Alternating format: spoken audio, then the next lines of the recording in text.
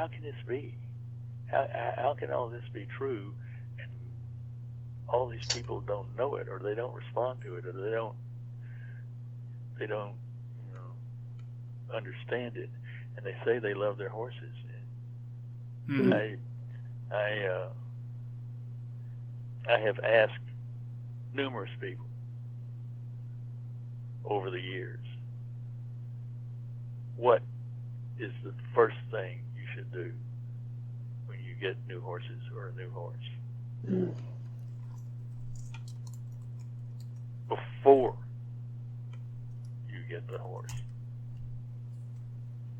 And I have never had anybody say knowledge, get knowledge to me. Yeah. Ever. And I wouldn't have said it either, probably back then, because, we started out with all of ours in stalls, eating mush sugar from a bag. Sugar is the worst thing a horse can have. Mm-hmm. And being locked up and wearing shoes, the whole enchilada. But once we got a hold of it, we went from zero to 100 pretty quick. Yeah, it's good. It's good that you were looking into it and researching and caring like that, wanting to do the best for your horses. Yep. So I walked down I try to do this every once in a while. It's not so easy here in Middle Tennessee, but we live relatively close to one of these really uppity, long time there stables for people who have horses that don't have a place to keep them. And they care more about how they look on a horse than the actual horse. More about their boots. Take better care of their boots than their horse. Yeah. I walked down the aisle, and I had somebody, some assistant or some guy who worked there. I just said, I'd like to. I was telling a little white lie because I was looking at the place as if I wanted to move a horse there. Yeah. And so they took me into this one. I don't know, 30 or 40 stalls in one building, and walked down, and there were no windows in it, just the front. And I was pretty much in tears all the way down the road, because these are horses who are basically thorn. There's nothing there is no life for them. Yeah. The horse is supposed to be moving 10 to 20 miles a day, and they're stuck in this stall away from the other horses because there's a wall between each stall. I looked at it way before. Yeah, but it's like their boots. It's like they're putting away a pair of boots. It's like a living animal, but just like you put your shoes back in the box and then put them in your closet. It's like they get their horse and they put it in a stall and they put it in a barn. It's like. And I asked the question. I said, I stopped at one and I said, how often does this horse get out of this stall? Mm-hmm. Oh, 3 hours a day. We take them out and we exercise them for an hour, and we put them in a paddock. And I said, do they get with other horses? Oh, no, they'd get hurt. And I said, well, who takes care of them? Who cleans the stalls out? Oh, we clean them out twice a day, and we take them out and, like I say, exercise them for an hour every day.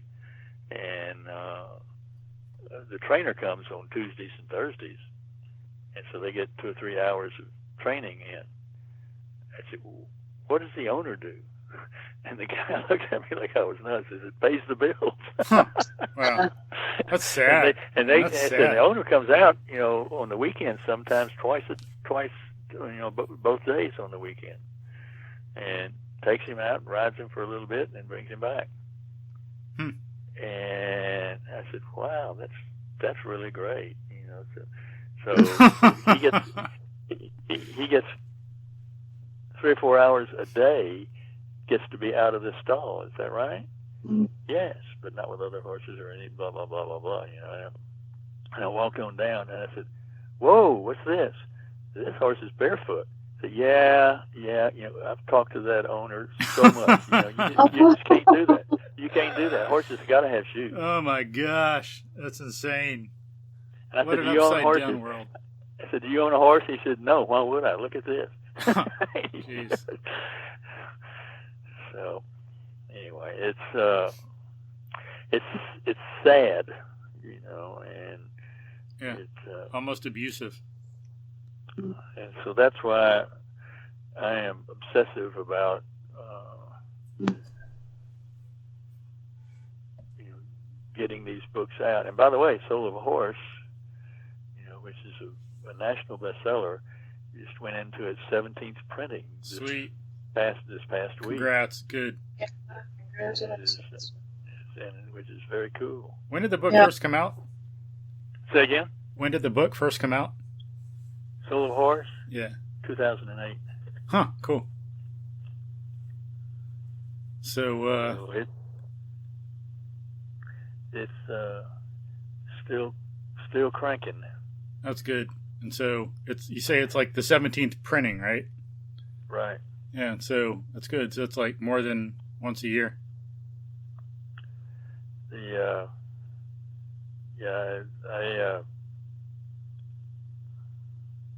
every time I keep a stack on hand here for people who want them signed.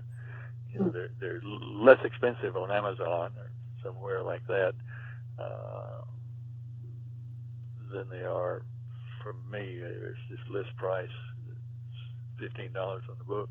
But somebody who wants it, there's a place on our website where you can go and sign up for, you know, to get one sent to you that is personally inscribed. Oh, cool. And there's two. You know, there's a sequel to the Soul. I mean, actually, there's 12 different books there, but this Born Wild is the sequel to the Soul of a Horse, and it picks up right where the Soul of a Horse left off, and gets into the Mustangs that we adopted and on through that. And so you can get both of them together for less than buying them separately and get them both signed, or on Amazon you get both of them. Amazon cuts the prices so much that there's a much better deal over there. But they're there, and then there are 8 other books on horses that break down some of the things about barefoot, grass, diets, and such as that. And, Good stuff. We'll have to link to them in the show notes for people. Make them easier to find.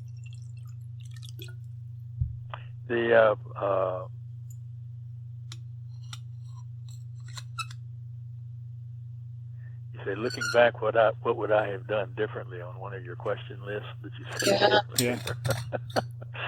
I just told you everything I would have done differently. Yeah. If only. I mean, I would have done it right Yeah. when we started instead of wrong when we started. Yeah. But we have people, you know, when people are in the area, who, have read the book and communicated with email and whatnot, and asked questions or whatever, and they're coming through the area, say, any chance that we can come meet the herd or whatever, and if we're here and have the time, we always say yes. Oh, nice. But we Cool. But we have people who have been with horses for 25, 30 years. Just walk in and their mouths are dropping open I bet. the whole time they're here, because we got 7 horses that we just talk to at liberty. Mm-hmm. You know, they don't live in stalls. They have free access to the barn. You know, doors on both sides open, and they go where they want to go and do what they want to do. And when they come down, they do what we ask them to do, and they're by and large very polite and love to be around people. People say, I just can't believe this. Yeah. And you don't ever put a rope on them? I won't say never, but that it's rare that something comes up that requires a halter and a rope to be on them, other than riding. There's only 3 of them we can ride now, because Cash and Skeeter are both gone, and the rest of them have never been started. I mean, I've been on Sappy's back, but it was a non-event, and I didn't take it any further, because why would I? I don't want to spend every day down riding 7 horses to keep them fresh. That's not what it's about. It's about them and their lifestyle and what they're doing. Yeah. I ride Zeke around mostly bareback, but mostly inside our property, because it's not anything that exciting outside of our property. It's country roads. But we don't ride as much as we used to either. We used to go out to that place where we went to the trail ride that first time. We had a regular date on Thursday. We would trailer over there in the morning and take Cash and Skeeter and go out on the trail, go back into the heart of the park area where the ranch house was, and they have a picnic ground kind of thing there. And we take a lunch, kind of spread it out on the picnic table, and put the horses on a rope that we could hold and let them wander off and nibble on the grass. And invariably the custodian would come over and say, we have tie racks over there behind the trees where you can tie your horse. And I said, when we eat, they eat. Yeah. Oh, okay. Anyway. In your book, Joe, you talked about not having like blankets and heaters and all that stuff for the horses. Can you talk about that a little bit with us? Well, the horse has an amazing ability to thermoregulate himself, herself, and it's there's one article on our website that you can anybody can go to and see, and it's called "No More Blankets," and it is introed and ended by me, but in the middle of it is an article that has been thoroughly researched by this lady, this very smart lady over in I don't know, Switzerland, Sweden, somewhere. Okay. There, where it's cold a lot. But her whole thing, she goes into detail of what goes on in the horse's body and how the hairs move up and move back, and there's a certain thing that the skin excretes to keep wetness in cold weather from penetrating the skin, and all of that goes away when a horse is covered with, or half covered with, a blanket. It's also very difficult on the body because you're not warming the entire body, you're warming just a portion of it. And so the body doesn't know what to do with that part that's not under a blanket, and consequently it gets confused, but it definitely screws up its ability. You can't leave a horse with a blanket that's been blanketed, for half a winter and then take the blanket off. You got to start fresh, come in out of summer in the fall, and let the coat develop as it's supposed to develop without putting any blankets on whatsoever. And the same thing is basically true with air conditioning or heating in a barn. It's not the horse is not designed to need that, and therefore when you provide it, it screws up his ability to take care of himself when he's out there, because the skin and the hair and all the things that are happening within the body to protect it is going to waste when it's never needed. And my presumption on that is if you have a horse that lives in Florida, around the calendar all year, and then you suddenly take it to Minnesota, you better do that slowly and easily or something, because you better start in the best part of the spring and summer so that the horse can really develop into that. But I get emails all the time I have 2 or 3 articles and posts that I kind of put out on Facebook and the blog and so forth going into every winter to remind everybody of some tricks to do and not to do and that sort of thing. And I get comments back from people way up in Canada, and last year was really bad, as I guess Melanie. Yeah. I mean, it was down in the minus 40s and 50s, and right. wind chills and whatnot in some areas up there. Wow. And they send me the pictures of their horses just out having a good time. Yeah, good. Cool. That's great. And they don't really need it. My fear is, and in Soul of a Horse, I talk about it. One was when we were in California, and there was a rainstorm coming through, and it was 45 degrees out. Oh my. And I was soaking wet, and I was cold as the devil, and it was hard for me to grasp that these horses weren't, Why aren't they? Because you weren't built to do what they were built to do. Yeah. People got to realize that. I've seen some of that. Some people think it's like, especially in Houston, like where people wear heavy coats when it's even 70, it's like ridiculous. But, but they think, oh, it's like 70 or 65 and I'm cold, so I better put like a blanket or something on my horse. Not. Yeah, exactly. It is very, very much the wrong thing to do. It's not a matter of opinion or a matter of just feel good or something. It's just you don't want to do that. You don't want to goof up their own systems because they can handle themselves. Just dandy. And what's that? And they also use the sun in certain ways too. I mean, for other than when it's cold, because they can take a sun ray and chemically do something with it that helps one. And hay, grass hay, please, no grass hay, not alfalfa, not anything that's not grass. But grass hay is the only fuel for their heating system.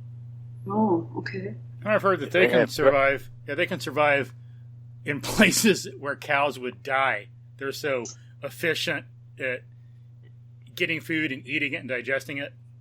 Yeah. Well, that's the grass hay. I mean, I had one fall in our pond the second year, I guess we were here. First year, no, it's the first year we were here because I fixed it after that. The pond was frozen over, and I was away. I mean, I was out running errands or something, and she apparently was trying to get some water, and it had frozen up to the edge, and so she was walking out on the ice trying to find a place where she could get some water, and she did, right in the middle of the pond. It broke through, and then she had to break the ice going back. It looked like a war zone. The pond did. It was, just shards of ice everywhere when I drove back in. And I found her. This is also interesting that horses are not like kitties, doggies, or us, for that matter. They will stick with. They will have friends, specific friends, and they'll stay with a lot of them sometimes and whatnot. But you don't see a whole lot of. You see some grooming from time to time. One grooms the other at the same time. But you don't see a bunch of hugging up. It just doesn't happen. And when I found her, she was down in the front paddock with Cash. She was Arabian is also, and they were good buddies. I mean, they would hang out a lot in the same areas and whatnot, and they were body to body, pressing body to body. She was just shaking like a leaf, and Cash knew it. She did too, and he was providing body warmth for her. And so I just freaked out completely and called the vet and talked to the vet tech, and she said, "He's not here. I'll find him." So, well, what do I do in the meantime? So get her out of the wind and get a blanket on her until she stops the shivering at least. And she said, "Do you have any blankets?" I said, "No, I don't have any blankets. I don't believe in blankets." And so, this was during the time that Kathleen had not moved over here yet because the kids were still in school in California, and we didn't want to take them out and move them in their last year. And so I came up here and stripped 2 beds, the cover, the blankets under the cover, and everything, and went running there. And I grabbed this is a good thing to know too. I grabbed a furniture pad that had not been used in the move from California. That was one of these, synthetic furniture, not the quilted kind, the kind that looks like gray composite or something. And it was still in the plastic bag, and I grabbed that as well and went down. And I threw that on first, and I don't really know why. I threw it on first. Maybe I was thinking, hopefully the good blankets from the house wouldn't get totally trashed. This was first. Anyway, I did, and then loaded 3 or 4 more on top of it, and then went and got some hay. And it was 5 or 10 minutes before she would eat, and then she started eating, and then she quit shaking. And then the vet showed up, and he checked her over, and he said, "This is probably the luckiest horse in Tennessee. There's nothing wrong. There's a little scrape on one back leg. And everything else looks good." And then he lifted up he was back at her butt, and he lifted up the blankets, and I mean, steam just poured out out from under the blankets. And I thought it was so cool because I've read it and I know it intellectually, but to actually see that her eating that hay turned everything around to the point that it was steaming when he lifted the blankets up. Cool. Just good to hear. Just great. And so that in the wintertime, when it really gets bad here, we waste a lot of hay probably because we put out more than they could possibly need to make sure that there's enough out there so that if they do get to feeling cold or shivery or anything like that, they can be sure to eat that hay and they'll be good. Grass or grass hay, either one, but there's not much grass when it's that cold. And then I think for some people, seems like a lot of people like about 72 degrees. I heard someone talking about cats the other day, and for cats, the optimal temperature is like 86 to 92. And what about horses? What's like the optimal temperature range outside for horses? Do you know? I don't know the answer to that, but I know the range must be pretty good because, the wild horses live in a part of the country that can get very hot in the summertime and very cold in the wintertime. Mm-hmm. And there's a herd that I've been following that if you ever want to see really good wild horse stuff is Ginger Catherine's Cloud series. It was on PBS. Oh, yeah. Mm-hmm. And it's excellent. And the third one is the most fantastic show I've ever seen with wild horses. But I followed that. She happened to be up there the day that Cloud came out as a baby. The day he was born, doing some footage for documentary footage for some clients on some other subject, and so she started following him through the years, and followed him all the way up until he was 26 or 27, 28, somewhere in there, he got ousted from his herd. The young whippersnappers came along and took him out, and it was just a short time after that she never found him again. Sad. But the series is just excellent, and the PBS must have thought that he was getting such a good audience that they gave her some more money or something on the third one. So she was doing a lot of 2 and 3 camera position stuff. Oh, cool. She could cut from close up to wide shot and actually tell a much better story than she could tell when she was just doing it herself with just one camera. And it's very, very well done. And so I think one of Cloud's early fights from one of the bachelors is on that last one too. And but he was almost like one of ours. I got so into him, but he also used it to study the terrain. Barefoot and whatnot, because they go to the top of the mountain, and they're in the Pryor Mountains in Montana. Cool. So they've got a wide temperature spread. So I've been really hot in Montana before, and I've been really cold in Montana before. I just looked it up, like on University of Tennessee article here. They say a mature horse's average thermoneutral zone is from 40 to 80. But then, of course, they can tolerate temperatures like 40 degrees below 0 Fahrenheit, as long as they're not wet.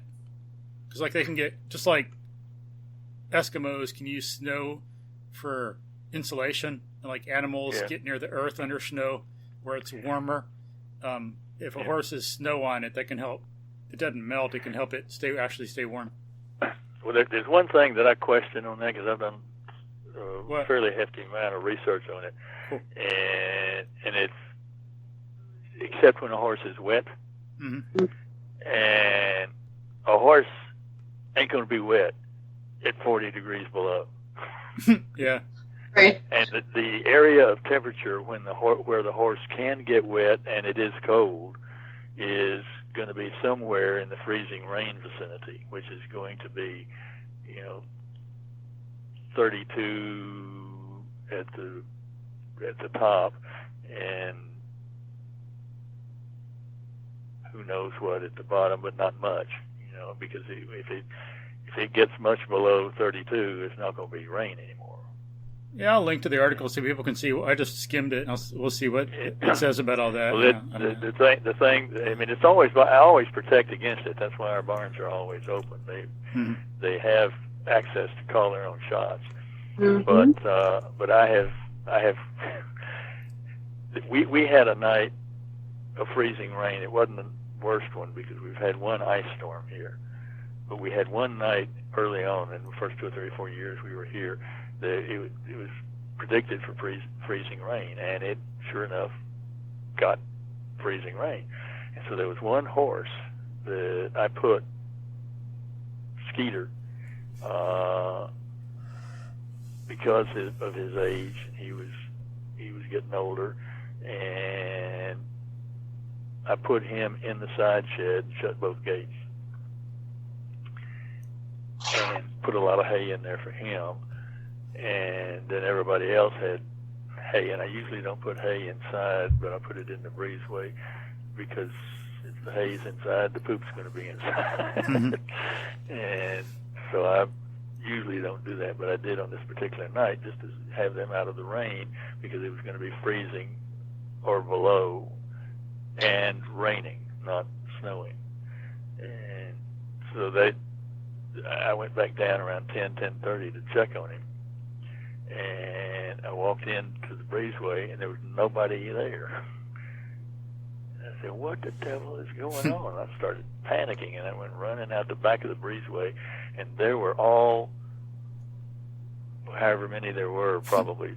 I think it's been 6 ever since we came over here until Stormy was born. So it's 7. So it was 6 horses. So there was 5 horses out around the back gate of the side shed where Skeeter was wanting to know if he's okay.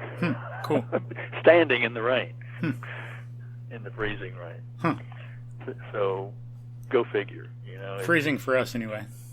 Yeah, that's why I do everything I can with our pastures.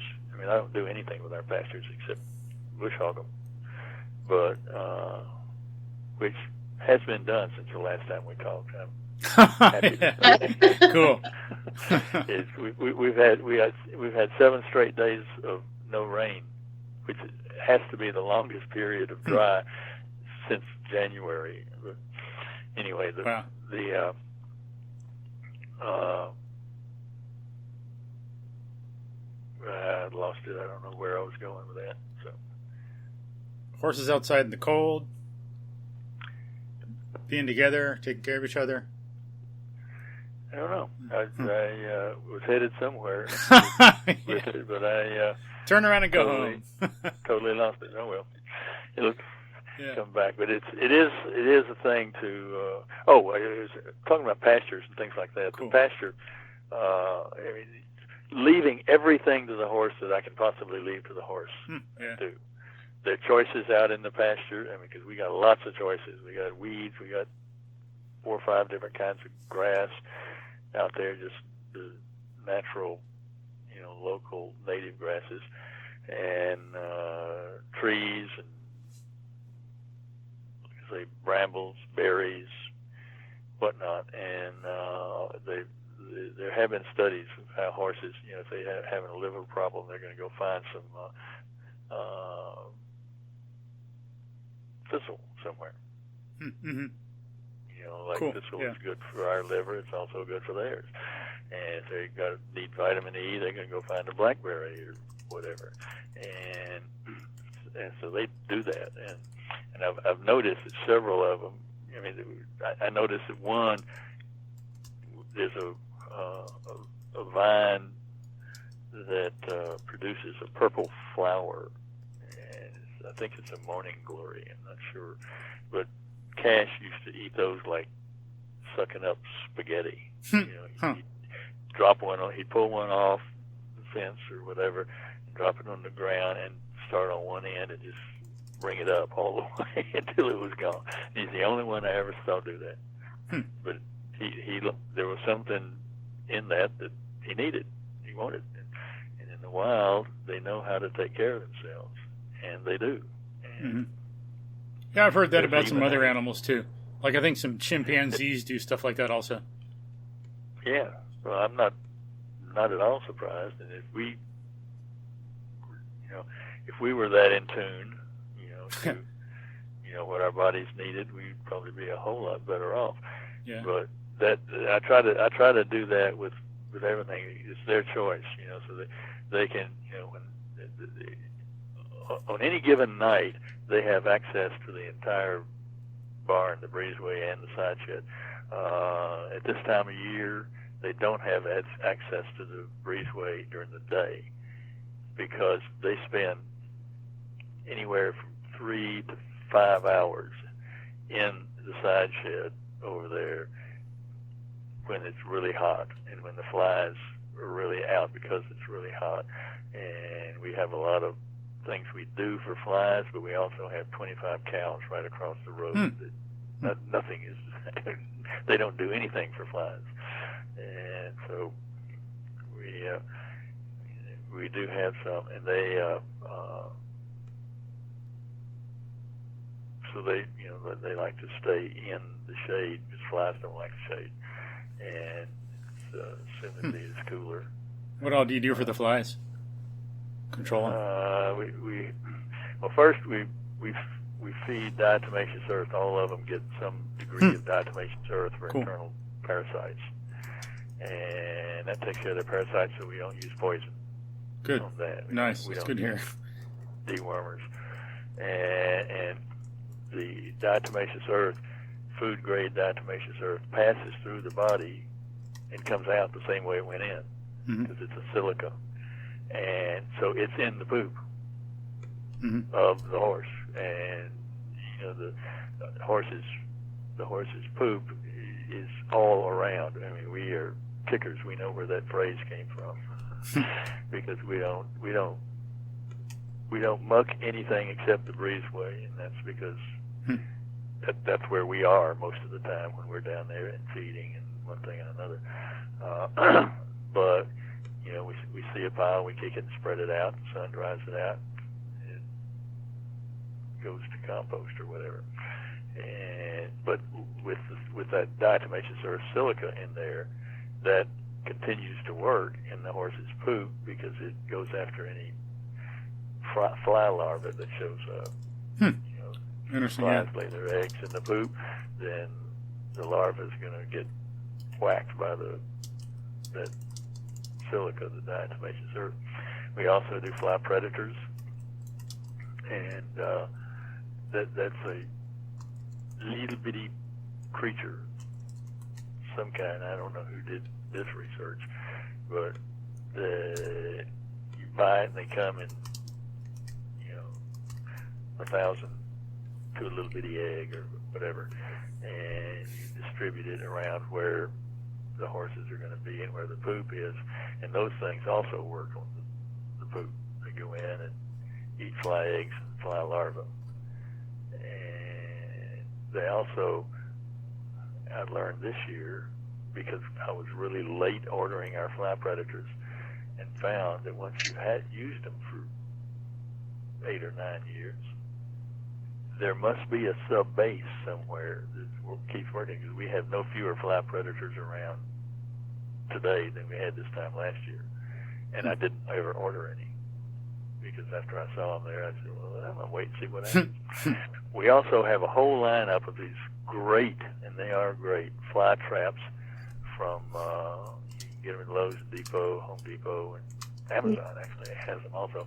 And they're plastic bags that have a fly attractant in them. And you do a little cutting with the scissors and pop the top up and put a zip tie in it and fill it with water and hang it on the fence. And there's nothing poison about it. It's just the attractant that attracts the flies in, and the device is set up in such a way that the flies can't get back out. Cool. So they eventually drown. Nice. And so we line up. I think I've got about 8 of those bags lined up along the fence down at the barn that faces the road, where as the flies come over, they get nabbed, and those things fill up. I mean, fill up to where, and they stink like, wow, goodness gracious. So if the breeze is blowing the wrong way, they can be bad, but they do the job. I mean, they do keep the fly population way down, and they're all the ones I've got down there right now are really getting close to needing to be replaced because they're so full. I hesitate to think how many thousand flies must be in every bag. Yeah. And we have a Equiderma is our go-to fly spray. It's an all-natural, no chemical spray, and it is excellent. But cool. It doesn't last very long. Yeah, that's too bad. I mean, you basically, you almost have to do it twice a day. Some horses I do, and it's interesting to me because flies bother. They seem to bother Sappy, who's Palomino, more than they bother Stormy, we call Stormy, her baby, a sorbet. She looks like a cross between a sorrel and a bay, and she's got a little bit of red, but not much, but not really all the way to bay. And so we just call her sorbet. And it's funny, I go up to people and say, hey, that's Palomino, and what is she? I said, she's a sorbet. Oh, yeah, okay. I've never had anybody say, what the hell are you talking about? That's funny. Wow. But that's funny. That is amazing. But as I told you earlier, the people who aren't horse people are are not particularly amazed by anything that's going on down there. But the people who are horse people get really wrapped up in, oh my goodness, oh wow, wow, wow, wow. And I swear to you that Zeke, because Zeke gets all of his no agenda stuff basically in the breezeway during feeding times. And, I spend a little time with him and do some tricks and stuff and whatnot. But I'm going back and forth between the hay bin and taking hay out to the troops and doing buckets in the tack room and filling them up with, our base feed is a forage in a bag that is a chopped forage. I call it chopped salad. And but like Sappy gets her thyroid powder on top of that, and we do Omega Horse Shine is a flax, really good product that is just loaded with omega 3s and gives everybody a good shiny coat such as that. And that's about it. There's a mineral supplement that goes on top of it to cover all the minerals that are not in the grass down here, and there are some. But it's again, it's a grass foundation, so it's a chopped forage foundation, which is what they should be getting, and there's no sugar in their diet. Cool. Period. End of story. And they again, I was going for a point. But they love the food, and so they always come in for it. And everybody knows where they eat. Where they are supposed to be. They, a good word and a point, and they'll go. And so it's all of that is kind of amazing to the. But while I was talking about Zeke, though, I was because he's there all the time. I'm going in and out and back and forth into the tack room and fixing the buckets, all that kind of stuff. And I've got him to a point now where when I say, Zeke, I got your breakfast or your dinner, he'll talk to me. He'll nice. And when he does, Mr. Ed, I give him a treat. So that's a good boy, you talk to me. And so now when he comes in and he's standing at the back panel waiting for somebody to come let him inside the breezeway, he I said, well, good boy, you're talking to me. And so I'm hoping to get him to a point to where I can just out in the cold without any, feed buckets or anything involved. I can just say, talk to me, and he will. But what I started out to tell you with that story is that in the beginning, and this is an interest, it goes back to the trust and no agenda and all of this stuff. The first few days, I mean, he had a food problem, definitely. He was as if he was afraid that whatever you put out for him, he wasn't going to get. Somebody else was going to come get it or take it away from him, or it wouldn't be there for ever or whatever. And so he had an issue around that, and I'm sure it came from that point in time when he didn't have any food at all. Yeah. The guy went out of business and whatnot. But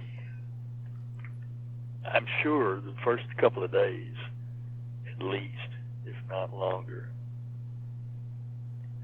he was just totally freaked out. He didn't know what. I believe that horse had never been around a human being without having a halter on and a rope and living in a stall probably and all of that, because he didn't know what to do. Poor thing. He was at liberty, had nothing on, and I had no agenda with him. I was just busy putting the food together, getting the buckets fixed and the hay put out, all of that. And and I didn't realize this right at the time, but I think looking back on it, that's what the deal was. That he was. He just didn't know what to do when humans were around. He was going to be tied up, haltered up, supposed to be doing stuff, and it was an interesting part of his education, his new education, to see him begin to handle it, get it, and understand that's nobody's going to come after him to do something. Mm-hmm. Yeah. So another thing I learned was interesting with him is he's very smart, very, very smart. He's basically learned everything that Cash knew in a very short period of time. And Cash was very smart as well, but Zeke picks stuff up and puts dots together very quickly. And there's a show that tours called Cavallia. Mm-hmm. That is it travels kind of like a circus, but it's an all horse show, and it's built upon it's a stage, but it's dirt, but it's set up like a stage, and they do a show, and it has continuity and all this kind of stuff with it, and it's pretty amazing. There's a lot of stuff on YouTube about it. And there's this one lady that has 8 or 10 horses that she puts in a row, but kind of in a half moon sort of configuration, and just as a part of a routine where she's dealing with all of these horses at liberty, and she gets them all up in there in this row, and she gives the cue, and the first one does a spin, and about halfway around, the second one picks it up and does a spin, and it's like a wave all the way down. Huh, cool. All 10 horses spinning one after the other, ding, ding, ding, ding, ding. And never mind, how in the world does she do that with 10 horses? Yeah.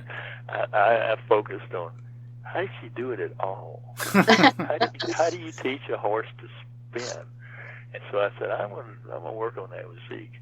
And so I went down and played with several tactics, and they were all, and I could see as I would do it, and he wouldn't grasp it, that the confusion, was there. Because the first thing I did was, in telling him to spin, I'd tell him to spin, and then I'd walk around in a circle and get him to follow me. But that was different. It was not a spin, and I finally realized that everything I've done with him has been face to face. If I'm telling him to back up, it's face to face. I'm saying, come to me, it's face to face. If I'm teaching him to bow, it's face to face, or flex, or say hello with his feet. It's, we're working kind of on a face to face basis. And if I'm pointing for him to go somewhere, pick up the point and go, it's always, some degree of face to face. And how do I get him to completely turn his back on me and then come back around? Mm-hmm. Keep the spin progress. And so I didn't want to do it this way because I wanted it to be pure. But I finally, in my own frustration, so I put a halter on him and a rope, long rope, and put the rope all the way around his butt.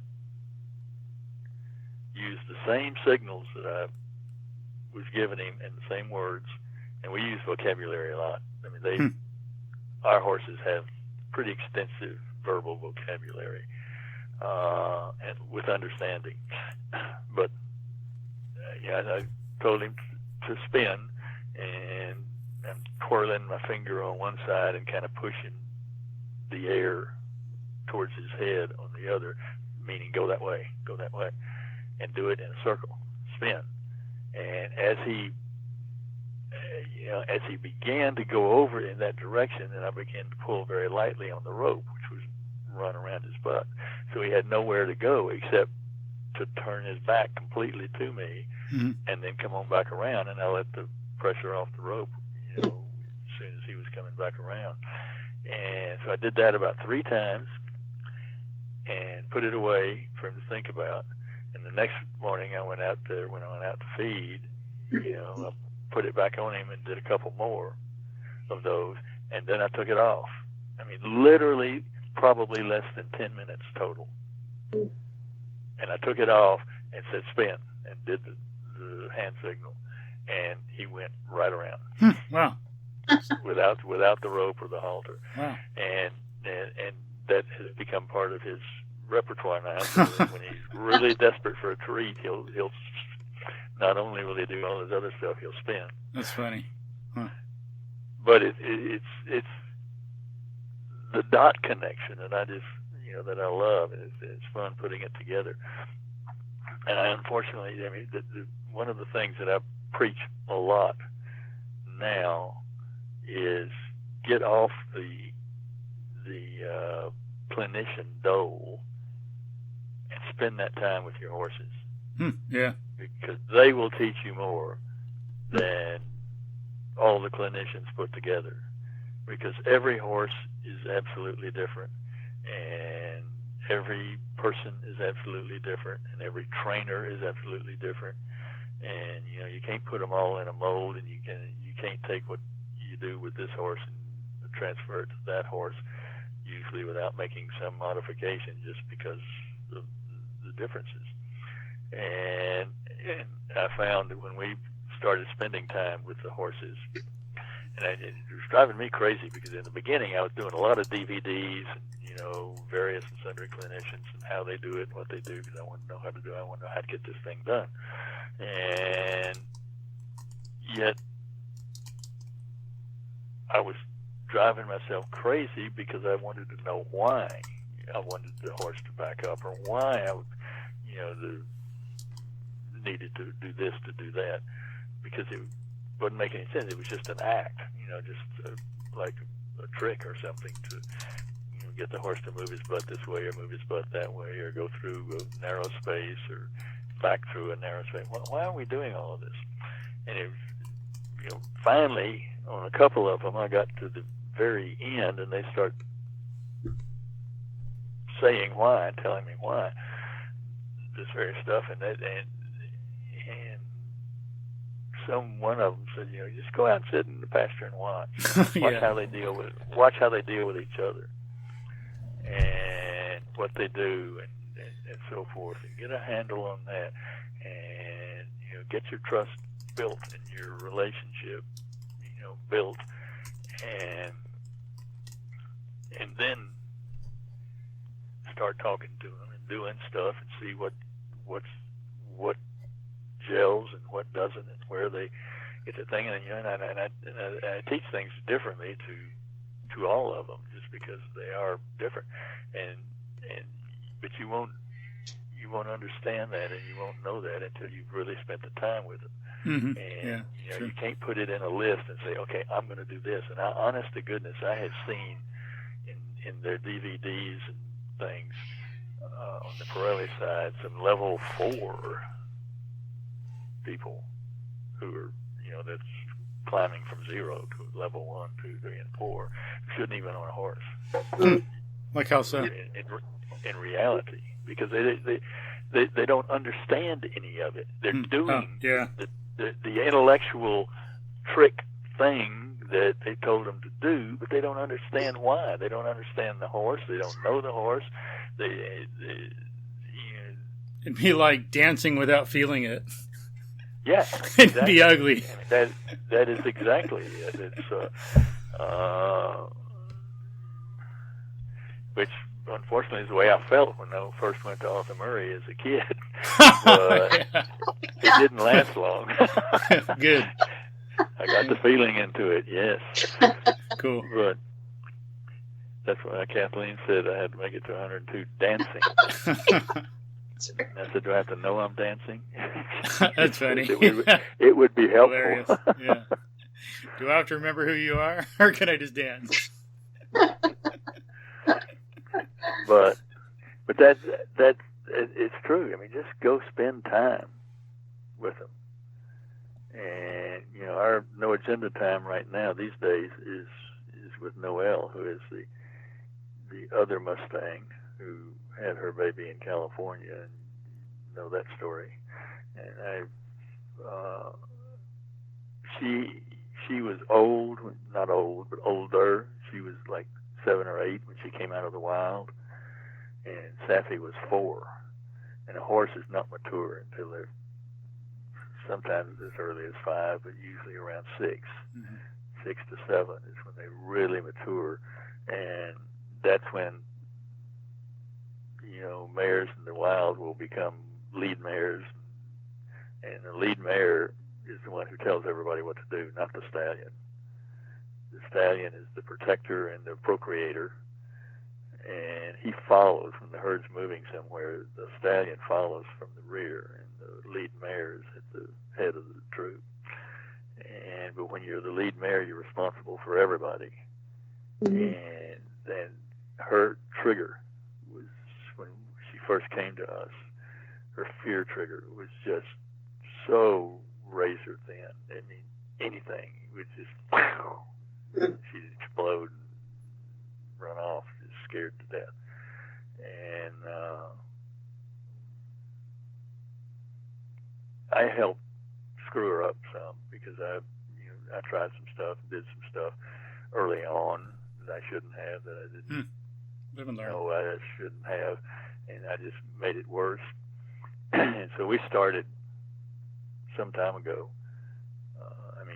Some years ago, 2 or 3 years ago, probably, with her here, trying to, because I have always said that I'm not going to cowboy any of them.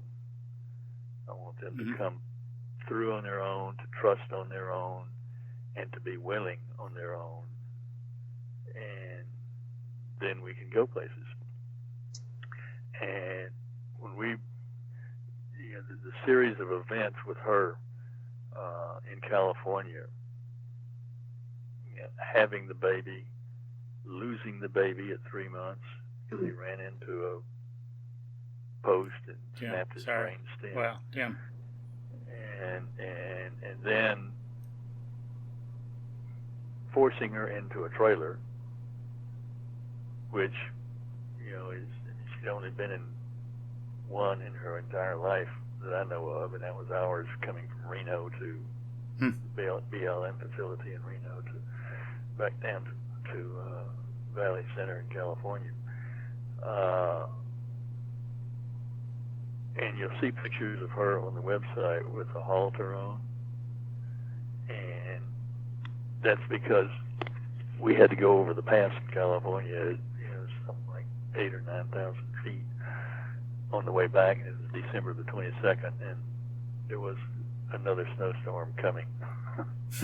And I was worried about what might happen if something happened weather-wise or anything else. So we let them go ahead and put a halter on her. It's a halter that lived with her for several years because I couldn't get it off. Huh. Wow. I couldn't touch her, for the longest period of time. And the closest we ever got was that after Malachi died.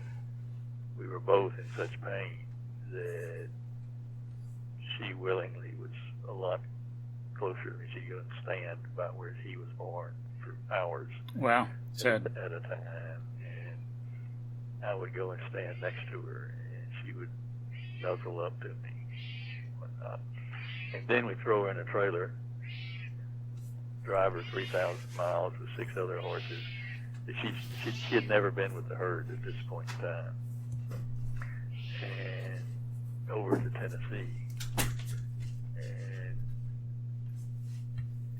just all the wrong things. She can't get back to. There were 2 things. There was a platform that I used to train Malachi on, step up on, and things like that. And there was the place where he was born. And then she would spend a lot of time at both places. And we took that away from her. And so we started spending our no agenda time with her. And she's come giant steps. Cool. I'll bet. Nice. She's never had her feet trimmed, but I'll do that when Yeah. the time is right. But I can scratch her and rub her anywhere on her body now. She's doing sort of a smile, and she's doing a kiss, Cool. and not being afraid to stand in place even when something a little weird happens. I mean, she'll still pull away if it's something really totally strange, and I can't walk into the round pen like with a bottle of fly spray or something. She won't let me get close to her. But It'll happen. But during no agenda time, she has come a long way, and she eats right. We've got alfalfa that, yes, I know it's not grass hay, but it's used as a treat after dinner for all the horses. They get a little bit of it, and it's right in front of us or right between our chairs. And she crams herself right in between those chairs. She's just doing all kind of good things, but I'm not gonna cowboy her. I'm gonna let her come at her pace. Good. Yeah, that'll make the relationship stronger. Cool. Anyway, she is. I'm convinced that she would be the sweetest horse we have if we can ever get beyond all the fear, which is a lot better than it was. A whole lot better than it was. But an interesting thing too, I did not realize this is just before Kathleen left for California, we were feeding down there together, and somehow we'd gotten out of sync. And Kathleen usually feeds. I have the front four and the backfield, the three in the backfield I call them. And they at the back of the barn, the front four gets fed in the front of the barn, and it's the three Mustangs and Zeke on the front side of things. Kathleen usually gets down in time to feed the back three, and somehow we gotten out of sync, and I was feeding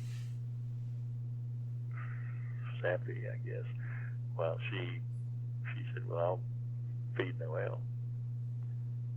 And oh no, it was when we were taking out the alfalfa after the feeding, and she took the alfalfa up to Noelle, and Noelle was standing at the closest part of the round pen watching me. And she walked in with the alfalfa, and I don't know what conversation there was, if any, or whether she just walked in and walked on or what, but Noelle usually meets me at the gate, and I give her I just let her bite one bite out of the wad that I have there at the gate, and then we walk over, and I put the rest of it in between our chairs and in her feed tub.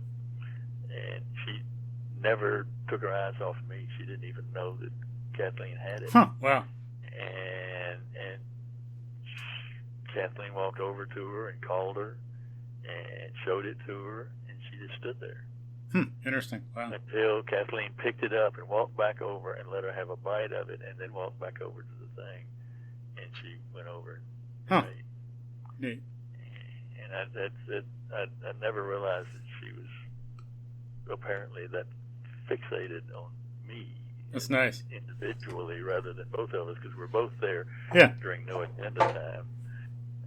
I'm the one that's doing most of the rubbing or scratching or whatever, but Kathleen's making progress with that because she's beginning to be able to pull twigs out of her mane without her freaking out.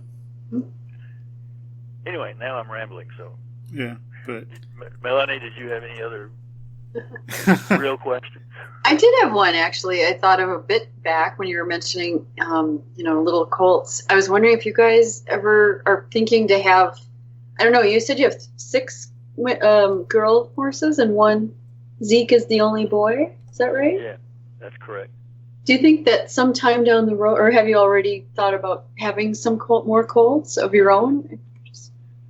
No, not really. And the reason being, there's several bridges for it. Over here, a grass called fescue is the predominant native grass. That's a cool season grass, which is higher in sugar. And so I've planted just a ton of Bermuda, and some of it has come up. And our hay is always Bermuda because that's a warm season grass with very low sugar count. And fescue can have, and often does have, a fungus on it that causes, quote, great problems to the mother and the baby in the last, it's not trimester because it's 11 months, but the last 3 months of the pregnancy. And I've heard just terrible tales of vet where he lost the mother and the baby because they wouldn't take him off of fescue and so forth. And so when we brought Saffron up here, we had one half of the entire front paddock laid down.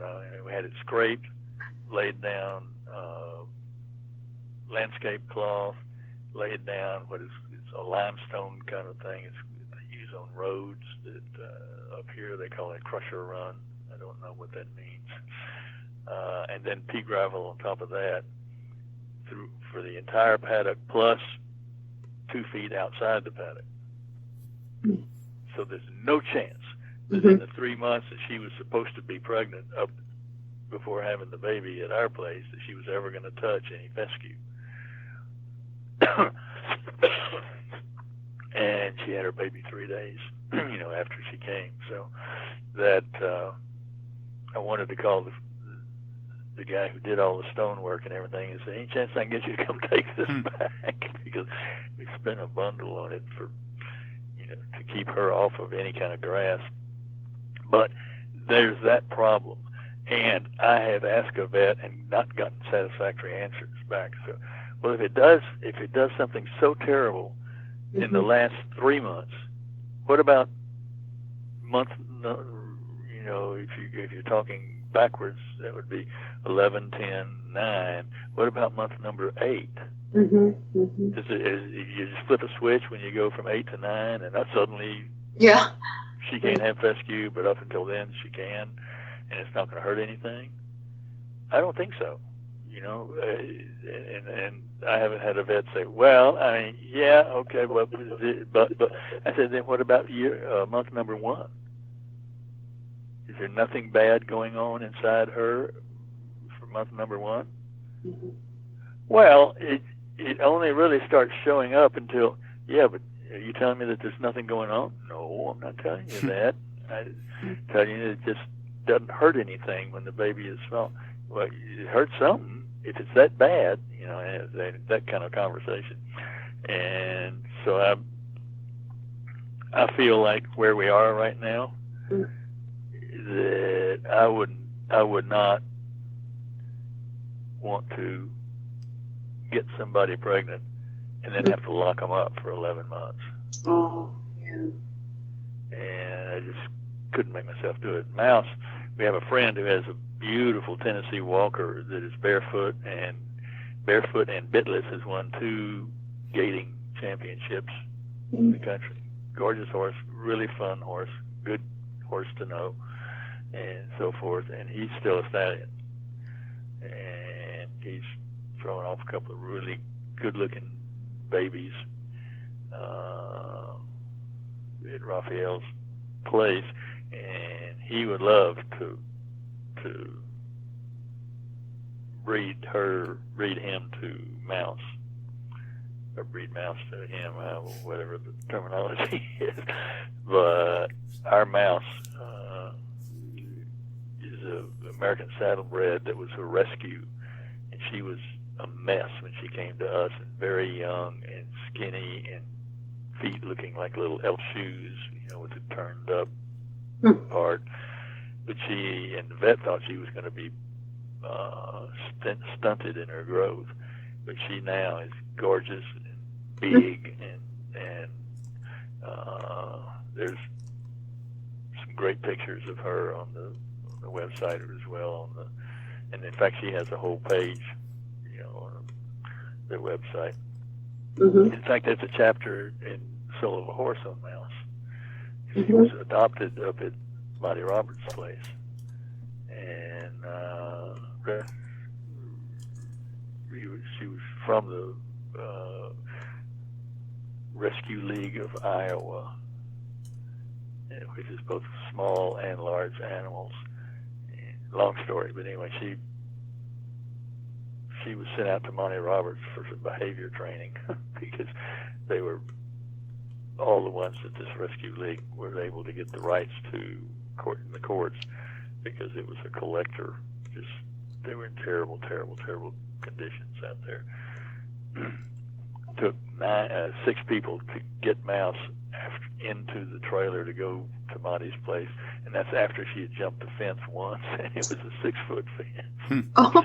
And she was a baby. I mean, she was about 7, 8 months old. It's best we can tell at that point. Anyway, she's gorgeous, and they'd make a great baby, but I can't do it.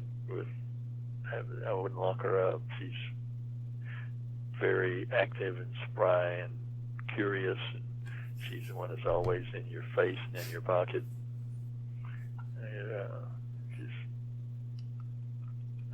I couldn't do that. So we say no at this point. I mean, the only real option would be to do another Mustang thing because generally, if you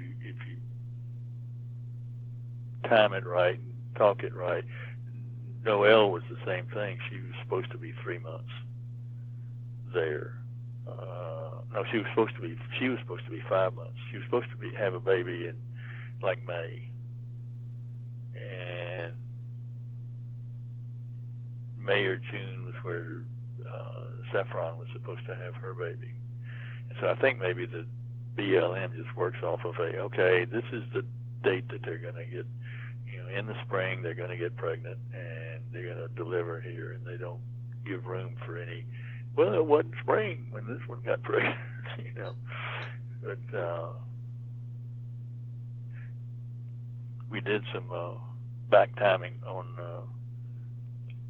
Safi. Stormy was born March the 21st, and we went back an exact 11 months, and that was my birthday. Oh. So Stormy was likely conceived if the 11th month is perfect on my birthday. Mm-hmm. Certainly on or around my birthday. And then Safi, I don't think I added that part when I was talking about Safi earlier in the No Agenda time. With the night that Safi came and flipped her switch and got on board was my birthday also. Uh-huh. So that was Kathleen swears that's why she picked that day to say she trusted us, was because it was my birthday.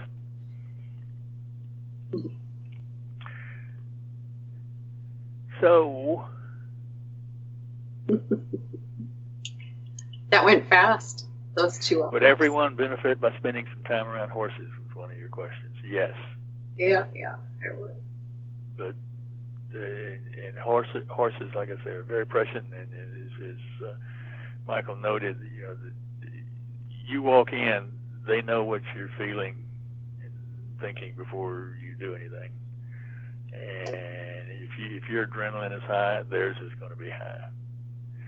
And you do need to learn how to keep your adrenaline low, even if you would rather it be high. And it's true, they have this sixth sense that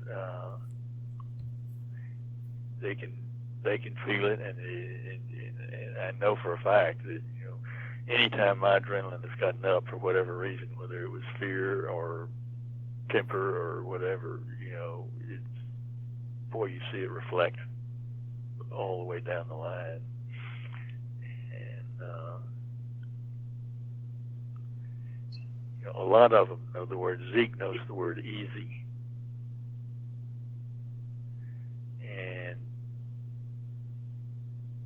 time he acts up a little bit, I say, "You be easy, easy." And I say it real softly and nice, and he reaches out real slow to give me a kiss. Huh. Which is the easiest thing he knows to do. That's the softest thing he knows to do. Oh. So, but he is, he's a case. He's coming along great, though.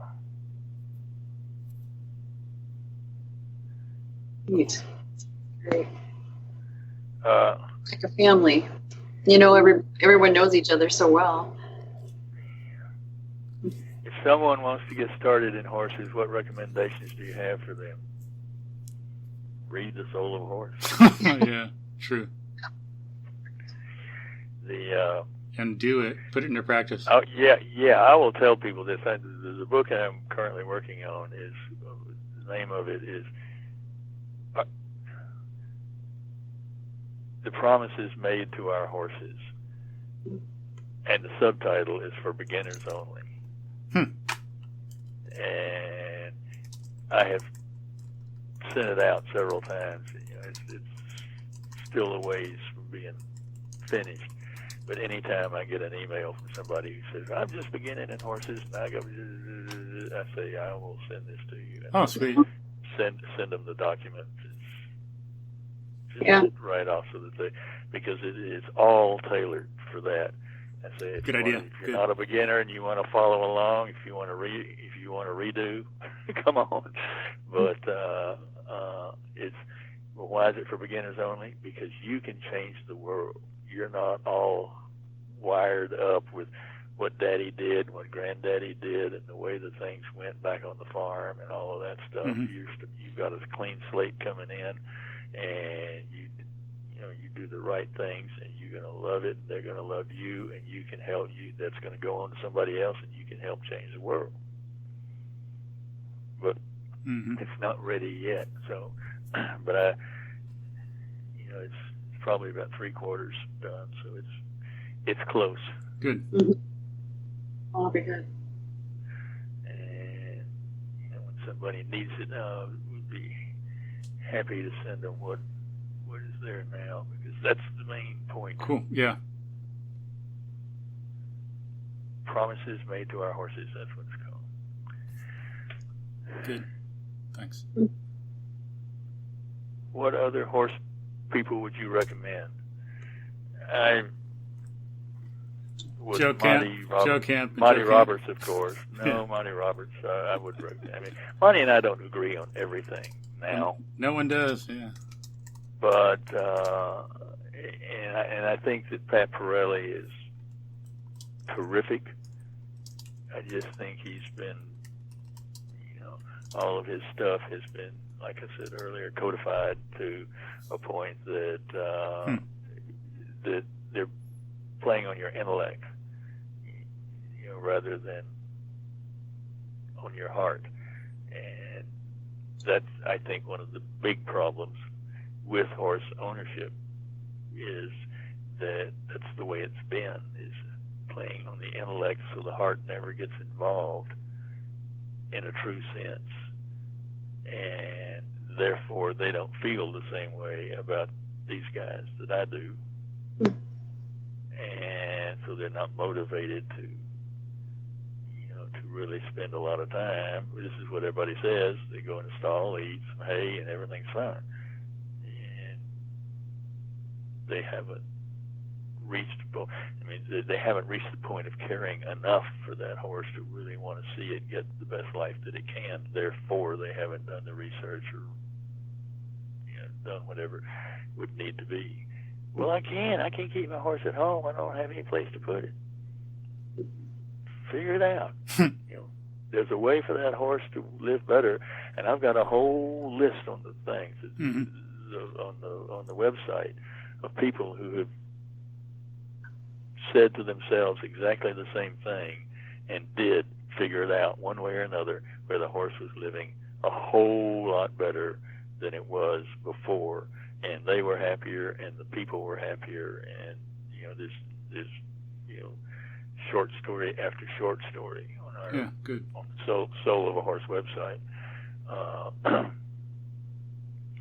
And it is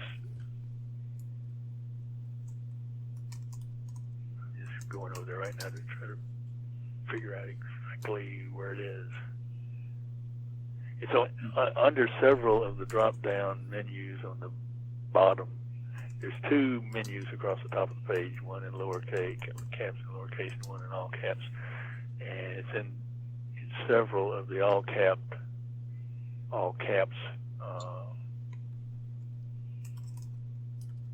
versions of the menu.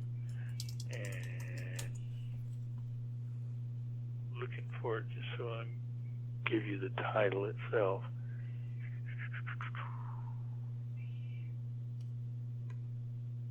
Powerful stories from happier, healthier horses around the world is the name of the article, and it's in about 4 of those drop-down menus, and there's probably, I don't know for sure now, but it's probably somewhere in the neighborhood of 30 to 40 stories about just that, about people who can't keep a horse at home, or they can't. The only place that they can board will put them in a stall and won't let them out, blah, blah, blah, blah, blah. And the way these problems were solved. Cool. And as we talked earlier, and last time we got together when we were talking about Benji, if you're passionate about something, you will find a way, because the obstacles won't stop you. I mean, like, there's no way in the world that I was ever going to not get that first Benji movie made and done well. No way in the world that wasn't going to happen, because I was that passionate about it. And same thing with the horse situation. Once I got to the bottom of it, there was no way in the world that our horses weren't going to live that way, whether we had the place to do it or not. And so it's all possible. It all has to do with whether you're in your head intellectually or whether you're in your heart. And intellectual, and very rarely do the twain meet, I might add. It doesn't often happen. Yeah, not often. It needs to happen more. But needs to happen more. Yeah. But when you get down at the level,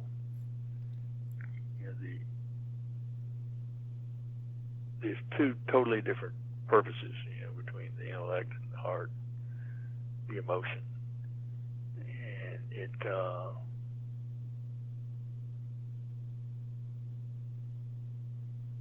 I don't know. That. You and I can talk about that. Over that glass of wine sometime. That'd be awesome. Yeah. Out in Tennessee. Say what? Out in Tennessee. Yeah. So we got a big porch here. It looks right out over the pond to the pasture. And it's bush hogs now. That'd be beautiful. So you can actually see the pasture. Cool.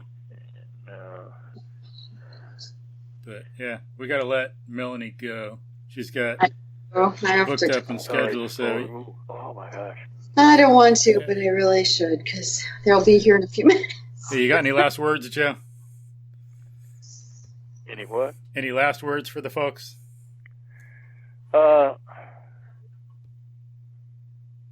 Trust. Let your horse trust you of his own free will.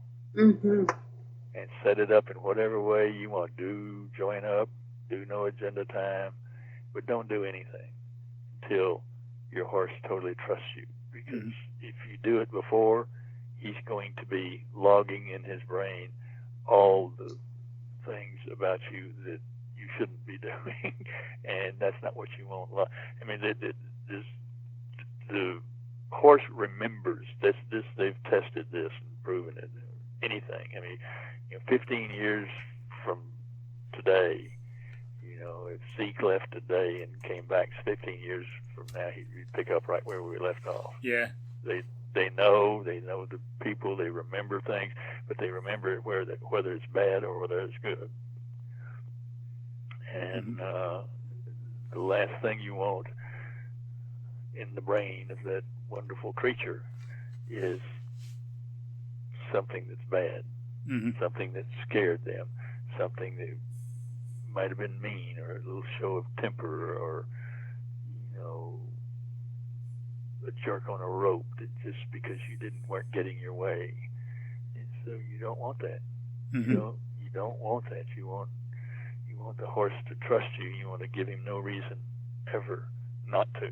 Yeah, true. Because everything changes when that happens. Yeah. And then life will be better for both you and the horse. Everything will happen faster. Absolutely, it will. It changes the whole ball game, and in an amazing way too. Because I was astounded, at how much it did change. I can tell tales on that over and over too. But cool. I hope some of it's been worthwhile to a lot. Everybody. Good information. And, Thanks as always. And the voice of experience. Check out the website. There's a lot of good information on that, and send an email if you got questions and all of that. And I hope that Michael, you and Melanie and the kids still hanging around, or they get tired of it and go. My oldest is nearby, but the other two went off and did some stuff. So I just hope everybody that we have a chance to do it again. So. Awesome. I know it. Sounds good. Absolutely. Cool. Enjoyed it. Thank you All very right. much for your wisdom and advice and everything and experience. Appreciate it. And thank you for having me and starting it. And let's talk again. Awesome. Yeah, we'll Sounds talk good. with Kathleen together sometime. That would really we definitely have to do that, but I can't Please. be on there, or she'll get on me for interrupting. That's fine. well, that'll be entertaining too. Oh well. Funny. So we'll talk again soon anyway. So Awesome. Sounds there good. you Thanks. go, and thanks everybody for listening. Okay. Yep. Take care. Thank you. you. Have a good day. Thanks. Bye. Bye-bye.